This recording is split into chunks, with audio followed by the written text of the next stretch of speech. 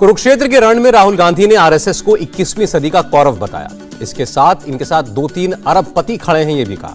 राहुल ने कहा, आरएसएस के लोग हर हर महादेव नहीं कहते क्योंकि शिव तपस्वी थे। ये लोग भारत की तपस्या पर हमला कर रहे हैं। इंदौर में प्रवासी भारतीयों को प्रधानमंत्री ने भारत का राष्ट्रदूत बताया। कहा, आने वाले दिनों में और बढ़ेगी देश की ताकत। प्रधानमंत्री का प्रवासी भारतीयों को सीधा मैसेज, इंदौर समय से आगे रहने वाला एक दौर है। भारत दुनिया के विकास का इंजन बन सकता है। प्रधानमंत्री मोदी ने डिजिटल ट्रांजैक्शंस में भारत को बताया सबसे आगे। कहा, डिजिटल टेक्नोलॉजी में दुनिया हमारी ताकत देख रही है। प्रधानमंत्री मोदी के नेतृत्व में बड़ी शक्ति के रूप में उभरेगा भारत। विदेश मंत्री एस जयशंकर का बयान। प्रवासी भारतीय दिवस में गयाना के राष्ट्रपति ने कहा, कोरोना वैक्सीन बनाकर भारत ने दुनिया को राह दिखाई। निवेश तब आएगा जब निवेशकों को भरोसा होगा। कांग्रेस नेता कमलनाथ का शिवराज सरकार पर प्रहार। प्रवासी भारतीय सम्मेलन में प्रधानमंत्री ने जारी किया कमेमोरेटिव स्टैंप। सूरीनाम और गयाना के राष्ट्रपति मौजूद रहे। मध्य प्रदेश के सीएम शिवराज सिंह चौहान ने प्रवासी भारतीयों को एमपी में निवेश करने के लिए प्रोत्साहित किया। मेक इन इंडिया से मेक फॉर द वर्ल्ड का सपना पूरा होगा, रक्षा मंत्री राजनाथ सिंह का ऐलान। अगले महीने बेंगलुरु में होगा एरो इंडिया शो। रक्षा मंत्री बोले, मेक इन इंडिया सिर्फ भारत के लिए नहीं, जोशीमठ को बचाने के लिए फूल प्रूफ प्लान बनाया गया। लोगों को शिफ्ट करने का काम जारी। जोशीमठ में 678 घरों में दरारें आईं। डीएम ने कहा, लोगों को बचाना है प्राथमिकता। उत्तराखंड के मुख्य सचिव ने बिना देर किए लोगों को रेस्क्यू करने के आदेश दिए। अधिकारियों को ऑन द स्पॉट रहने के निर्देश। जोशीमठ में खतरे वाली बिल्डिंग्स पर हो रही है रेड मार्किंग। डीएम ने कहा, सुरक्षा के लिए इमारतों को गिराया जाएगा। कांग्रेस नेता हरीश रावत ने कहा, जोशीमठ को दूसरी जगह बसाया जाए, किसी भी समय ढह सकता है सारा ढांचा। उत्तराखंड के सीएम धामी बोले, यह वक्त मिलकर टीम की तरह काम करने का है। प्रधानमंत्री ने हर संभव मदद का भरोसा दिया है। जयराम रमेश का गुलाम नबी आजाद पर गंभीर आरोप। पूछा, पहले तय करें कि वो मोदी सरकार के साथ हैं या विपक्ष के साथ। जयराम रमेश का दावा, गुलाम नबी आजाद की पार्टी के कुछ सदस्य कांग्रेस में वापस लौटे। कुरुक्षेत्र में बीकेयू नेता राकेश टिकैत समेत किसानों के एक प्रतिनिधिमंडल ने राहुल गांधी से मुलाकात की। भारत जोड़ो यात्रा में महिलाएं भी शामिल हुई। कांग्रेस बोली, महिला सशक्तिकरण को लेकर प्रतिबद्ध है राहुल। हिमाचल के मंत्री बनाए गए विक्रमादित्य सिंह। कहा, 32 वर्ष की उम्र में मंत्री बनाए जाने से गौरवान्वित, पूरी जिम्मेदारी निभाऊंगा। विपक्ष को ओवैसी की नसीहत, 2024 में मोदी को हराना है तो हर लोकसभा सीट पर एकजुट होना होगा। नीतीश की समाधान यात्रा पर आरजेडी विधायक का हमला। कहा, एंटी इनकम्बेंसी से महागठबंधन को नुकसान होगा। छपरा में सीएम नीतीश को दिखाया गया काला झंडा। जहरीली शराब से मौत के मामले में नाराज था युवक। बिहार के डिप्टी सीएम तेजस्वी यादव ने आरजेडी जेडीयू गठबंधन को बीजेपी को हराने के लिए तैयार बताया। कहा, प्रधानमंत्री बनना किसी का मकसद नहीं। एसपी सांसद एसटी हसन का विवादित बयान। कहा, आरएसएस की वजह से अल्पसंख्यकों में भय का माहौल। इटावा में शिवपाल यादव का निशाना। राजनीति में परंपराओं को खत्म कर रही है बीजेपी। समाजवादी पार्टी के नेता मनीष जगन अग्रवाल को मिली जमानत। अभद्र टिप्पणी करने के आरोप में हुई थी गिरफ्तारी। लखनऊ में सपा नेताओं पर एफआईआर दर्ज। पुलिस मुख्यालय पर बिना इजाजत धरना प्रदर्शन करने पर केस। कर्नाटक के पूर्व सीएम सिद्धरामैया का बयान, कोलार सीट से लड़ूंगा विधानसभा चुनाव, लेकिन यह आलाकमान से अप्रूवल पर निर्भर है। असम के सीएम का बयान, त्रिपुरा को आगे ले जाना है तो अगले 5 साल के लिए बीजेपी को ही चुने, तभी विकास की गाड़ी दौड़ती रहेगी।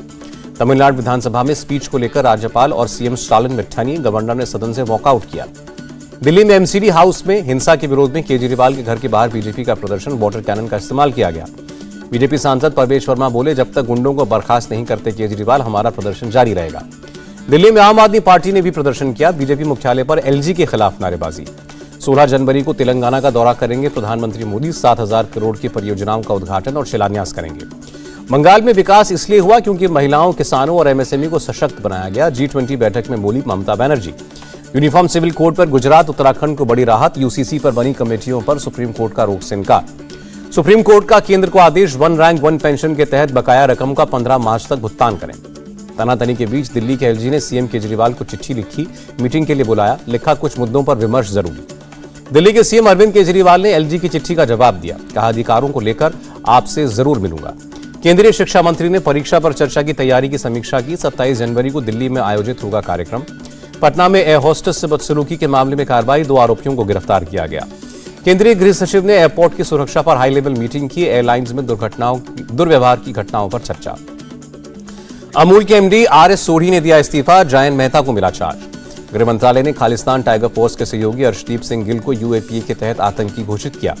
राजौरी और पुंछ में सुरक्षा को मजबूत करने के लिए बैठक। सीआरपीएफ ने अतिरिक्त सैनिकों की तैनाती की।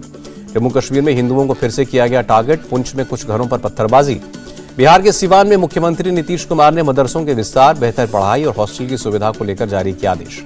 बंगाल में होमगार्ड की भर्ती पर शुभेंदु अधिकारी ने उठाए सवाल। कहा, पंचायत चुनाव को लेकर टीएमसी वर्कर्स को किया गया भर्ती। तुनिशा केस में आरोपी शीजान खान को कोर्ट से राहत नहीं, बेल याचिका पर अब 11 जनवरी को सुनवाई होगी। कंझावला मौत मामले में दिल्ली कोर्ट ने सभी आरोपियों को 14 दिन की न्यायिक हिरासत में भेजा। आम आदमी पार्टी के विधायक सौरभ भारद्वाज का दिल्ली पुलिस पर आरोप, कंझावला केस के आरोपियों की पुलिस कस्टडी खत्म, लेकिन सच्चाई नहीं बता पाई पुलिस। मुख्तार अंसारी के बेटे अब्बास अंसारी को सुप्रीम कोर्ट से झटका, अंतरिम जमानत याचिका खारिज। बॉम्बे हाईकोर्ट ने चंदा कोचर, दीपक कोचर को जमानत दी, 1-1 लाख के बेल बॉन्ड पर रिहा किया। आईसीआईसीआई बैंक के पूर्व सीईओ हैं चंदा कोचर। छपरा जहरीली शराब कांड मामला, सुप्रीम कोर्ट ने खारिज की एसआईटी जांच की मांग वाली याचिका। तिहाड़, रोहिणी और मंडोली की सभी 16 सेंट्रल जेलों में कैदियों को दिया जाएगा गर्म पानी, दिल्ली के एलजी ने लिया फैसला। बरेली में 18 जनवरी और पूरे यूपी में 10 से 12 फरवरी को निवेश शिखर सम्मेलन का होगा आयोजन। दिल्ली में बढ़ते प्रदूषण को देखते हुए सरकार का फैसला, शुक्रवार तक BS3 petrol, BS4 diesel for 4 vehicle गाड़ियों पर रोक।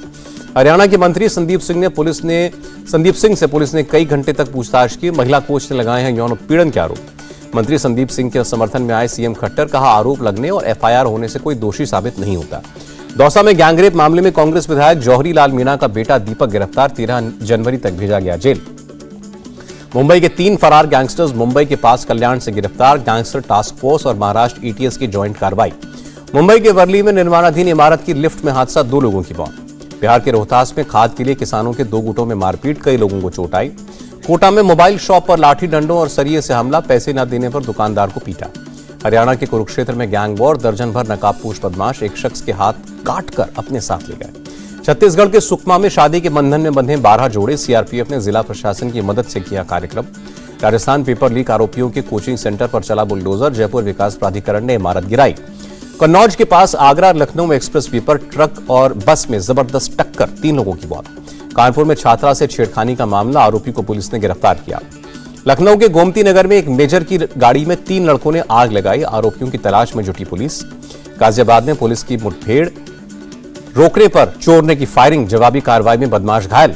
दिल्ली में बड़े इंटरनेशनल ड्रग रैकेट का खुलासा, अब तक 150 करोड़ से ज्यादा की ड्रग बरामद।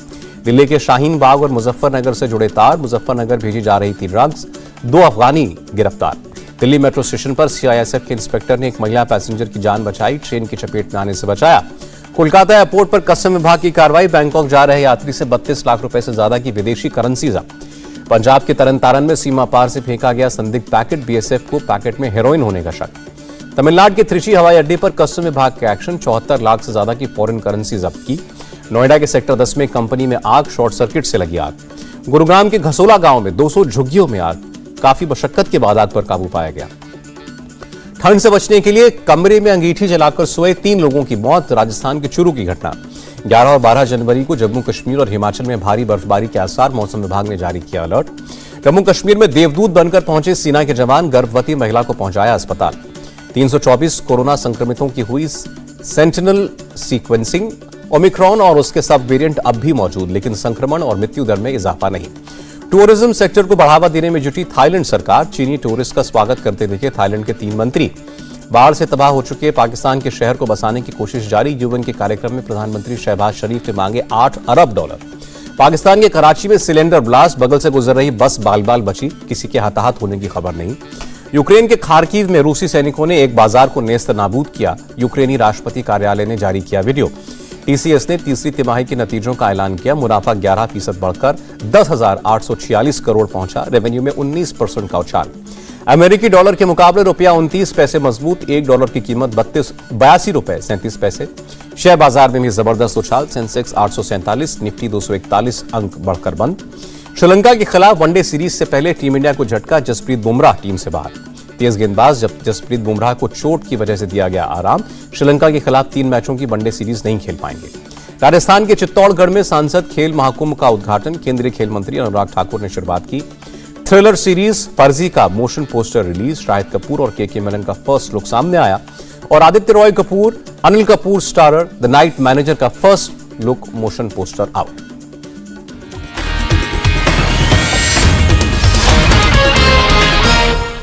इंडिया टीवी हर वक्त हर जगह डाउनलोड करने के लिए सर्च करें India TV news Google Play Store या ऐप स्टोर पर।